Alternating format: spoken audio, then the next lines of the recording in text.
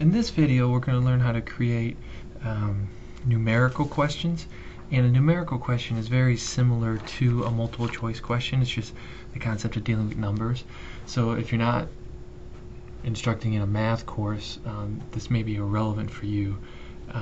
But it works the same way. I've already created a subcategory for it. So let's go over here into our question bank. And we're going to go under my parent folder of test quiz.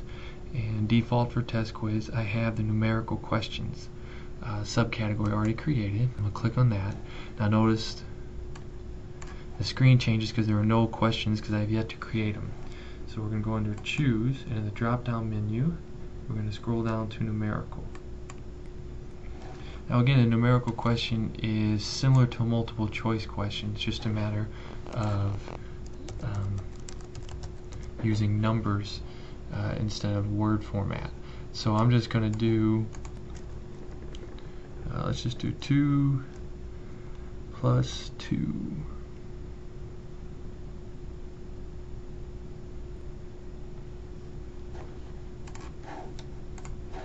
So we're just going to do something simple. Keep it just 2 plus 2. 2 plus 2 equals, okay. And I'm going to scroll down. There's no image to display. The default question grade, I'm going to make it worth 10 points. The penalty factor, I don't have adaptive mode on, so there is no penalty for multiple attempts. General feedback down here, okay. Nice job. Just something that's just overall general feedback. No matter what, when they finish with the quiz, they will see. And then you get into your first possible answer, answer 1. And the answer I'm going to provide is 4. An accepted error would allow you to, if they provide, 4.2 and you thought that was within reason, you could give that. The grade for that will be 100%. I'm going to give 100% for answering 4. And the feedback for when they finish answering that specific question, correct.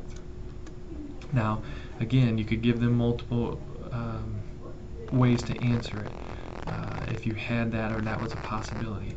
For this, I think it's pretty straightforward that 4 is the correct answer. And again, here's a blank for 2 more answers, so if you want to create more, you could. Okay. Unit multiplier, unit 1, unit 2. The idea behind this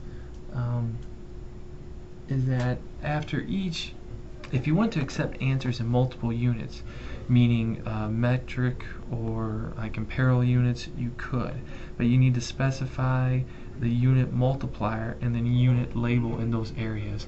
So the multiplier is set, but if you wanted to accept the metric, you could. For unit 1, it's kind of already predetermined because we had it set at being worth 10.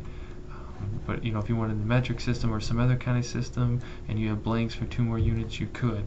So I mean, obviously if you work within statistics or mathematical equations, that'd be much more relevant. Save changes. We're going to come back over here to the question bank.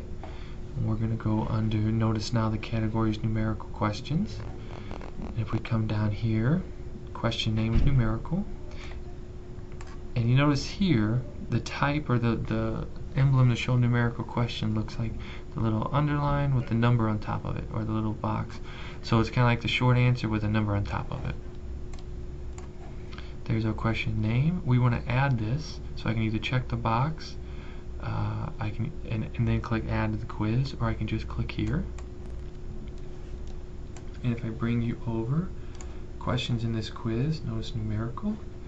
There it is, it's worth 10 points. It's up the total to 100. And if we want to view it, so that we can see what the question would look like.